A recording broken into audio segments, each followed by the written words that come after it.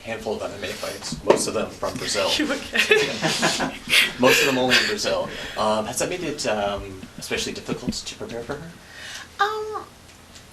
Yeah, for sure. Like trying to find footage and stuff like that. We've been able to find a couple of her fights, but you know, having such a long time off, you know, I'm sure she's been training and she's been improving. So, you know, the Norma Dubont who last fought is going to be very different skill set wise to who's going to be stepping in on the cage on Saturday night. So we can't really take into consideration too much of that footage. I'm sure there's going to be some tendencies that she carries through, but you know, we're all improving and she's going to bring new skills to the table, and for us it's more about what we're doing and my game and implementing that. We had Felicia in earlier, and she said it did kind of feel like an audition in terms of who's next at featherweight. Do you feel the same way? To be honest, I don't really care. I think a lot of people are putting so much stock into who's next and who's next. You know what? My mind is solely focused on February 29th because everything else doesn't matter unless I get my hand raised. And so I'm putting all of my energy and my attention into putting on an amazing performance and, you know, showcasing my evolution in the sport. You've been a pretty big proponent of the UFC promoting this weight class and everything though. Does it make you happy to see this kind of format on a card like this though? It really does. I try to,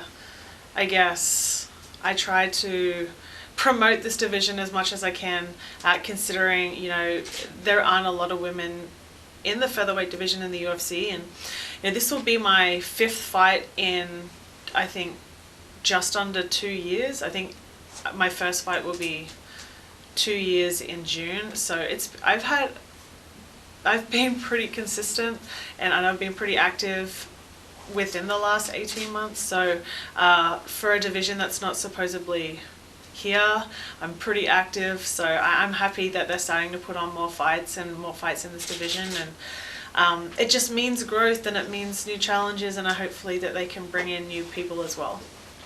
How do you think that other fight goes between Felicia and Zara? I don't really care. Like, I'm not really paying attention to it. Like I'm just here focused on me and doing my thing and having fun and making sure I get paid. What did you think of what James Krause did a couple weeks ago and stepping in on that day's notice? I am not surprised. I swear to God, he talks mad shit every day. Like, we'll be watching like Instagram, like, and so, oh, this so-and-so pulled out, they're trying to find an opponent. He's like, I'll fight him. Like, if not every day, every other day, he's, you know, he's saying shit like that. But I am so happy that he's finally getting the recognition he's deserved for a long time. He's been in the UFC the amount of time I've been training MMA. Like, he's been in the UFC for almost 7 years now. He's been doing this sport for 13, and finally, like, I'm so happy that he's not only getting recognition as a fighter, he's getting the recognition as a coach, as a businessman, as a family man, and I couldn't, you know, it couldn't happen to a better person. Yeah, and after that card and his fight and everything, there was a lot of talk about open scoring in MMA. Yep. What do you think of that? Is that something you'd like to have happen? Yeah, well, so I'm making my color commentating debut for Invicta Phoenix series next Friday, March 6th at the Memorial Hall in Kansas, and they're implementing the first ever open scoring in MMA. So I'm really excited. I'd spoken to Shannon about it, weirdly enough, that day while I was shopping in Target, about it before the UFC 247 card happened. And I was like, look, let me think about it. Let me talk to some of the fighters. And then UFC 247 happened, and everyone was talking about it. And I think as a competitor, I would want to know. Like, if we're going into the 3rd round, if it's a 3-round fight and it's super close, I would want to know, because I'm like, if I need to fucking like go out all out and go for a Hail Mary in these 5 minutes, like I would want to know.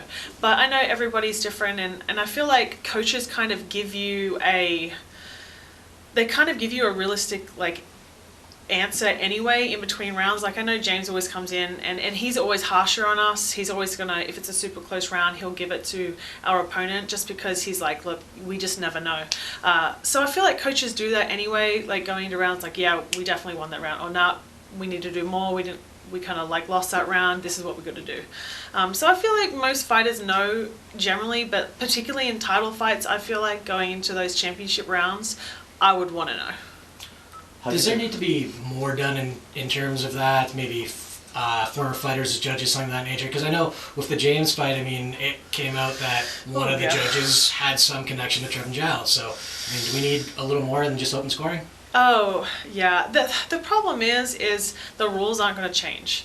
The fact that like each state has a different rule set is exactly why it's never going to change, because there is no one governing body that controls everything, or not really controls, but like monitors everything. But there definitely needs to be like background checks on judges, because that shit shouldn't happen. Like you would never, like in any other sport or in any other Olympics, like in Olympics or whatever, you would never let somebody who has some form of a relationship judge a competition at that level if they have some form of tie or relationship, or even in the past with that person, because you just never know.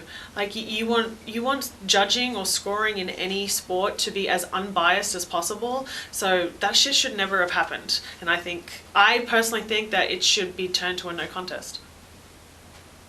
We saw you the other day with a Kansas City Chiefs hat. Yes. What do you prefer more, the NFL or Aussie Rules football? I never actually followed a lot of Aussie Rules. I was more of a rugby league. I'm from Queensland, so kind of New South Wales, Queensland on our side, on the east coast. We're on the east coast, right? Yeah, we're on the East Coast right now, yeah. Oh, no, I'm looking at, like, stop it. We are more of like the rugby, whereas like the West Coast and down south where Melbourne is more like AFL and Aussie Rules. So I never really got into Aussie Rules too much. But rugby is very similar scoring wise and position wise and all that kind of stuff with NFL. So it has been relatively easy to pick up and understand. Like there's still some things that I don't get, and I don't get why. Like, why do you stop so much? Like it's just you play for like what, 15-minute quarters. So you play for like 60 minutes and it turns into like a 5-hour long day. That annoys me. Whereas like rugby, it's so continuous and it's exciting, and like 90-minute game and it's done in 90 minutes and you're out of there. Have you seen the XFL and seen their new rules? I have watched a little bit, and I am actually like, it's kind of exciting. Like I definitely like the different way that they start the game and that kind of stuff. But yeah, I haven't really looked too much into the XFL, but I have seen some stuff on ESPN and what they've done. So I think it's really cool.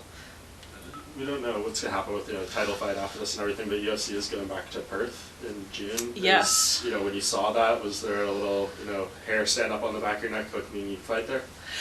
Yeah, like I always am going to take an opportunity to fight in Australia. If the UFC want to pay for my taxes, that would be great, because that shit hurts. You mentioned the Invicta, the Phoenix Rising event coming up. How do you feel about that one-night tournament format? Would you like to see that brought to other organizations? Yeah, I think it's really intriguing, and I think that they've done a really good job of managing it based on like the rules on the commission. Like you can't fight more than 5 rounds a night, so they do 1 round in the tournament for each of the levels, and then 3 rounds in the final. So they do a really good job of managing that. It's exciting, and I've been to 2 of them now, and the format of the 1 round, man, like you're getting like finishes in divisions that don't normally have a lot of finishes. Like you have to go, like that 5 minutes is all you've got, and if you don't win, like that's it. Like you have to, like it really forces the pace, it forces the action. I remember the very first Phoenix series that we had, the first fight was a fight with she's from Iceland, and I forgot her name. Suna David's daughter fought Kaylin Curran. That was the very first fight of the very first Phoenix series, and they had both dropped each other probably about 2 or 3 times in that 5-minute period. And it was so, like, Shannon and I had goosebumps, like, because it was just so exciting, and I would love to see more of it. But I think Invicta has done a really good job of really setting themselves apart with that type of like exciting format. You mentioned fight since coming into the UFC in a pretty short time span. What do you think has been the biggest part of your game to evolve in that time frame? Really, it's just having the confidence to be able to showcase what I'm capable of that I do every day in training. I think really just being comfortable with the nerves, and I know I've been very open about mental health issues and that kind of stuff, so I think it's just like a culmination of everything, of just consistency, persistence, hard work, and having the confidence to be able to go out and showcase everything that I know I'm capable of. What do you think would be your closest performance to showing that? Definitely my last one. Yeah, I think I was able to showcase a little bit, like it didn't go for very long, but a little bit of what I'm capable of, and I'm really excited to do more and to kind of build off that for this next one. You mentioned some mental health issues, and there's fighters who have anxiety going into fights and sometimes pull into fights. Do you have any advice for fighters out there for preparing for a fight and for fight week? Like what gets you there? I think you have to understand that it's okay to have these feelings. I think a lot of people feel that there is something wrong with them if they have these feelings, or they can't deal with it, or they don't know how to manage it. And it's not the case at all. It's perfectly okay to feel sad or anxious or have anxiety or depression or whatever it is. It's okay to not be okay. And I think there is such a stigma around everyone having to have their shit together all the time. Let's be real, none of us have our shit together, but we all do a really good job of pretending that we do. And I think, more people that, come out and I'm realistic about this, and they understand, it's okay to feel this way. It's okay to not have, my shit together. It's okay to, feel nervous or feel anxious or all this kind of stuff. I think when you become at peace with that, that's when you can kind of really be freed by it. As Marvel put out that call for interest for She-Hulk, Yep. I saw you kind of throw your hat in on Twitter. I'm not sure if that was serious or not, but if so, how do you go about even doing that? I don't know, Tim. No, I would love that opportunity. It's definitely something that would be interested in doing, is getting into film and TV and stuff like that. And I feel like I would be a perfect She-Hulk. I think I'm similarly built, and it would be an amazing opportunity if I'm given the chance. Perfect. Thank you. Thank you so much.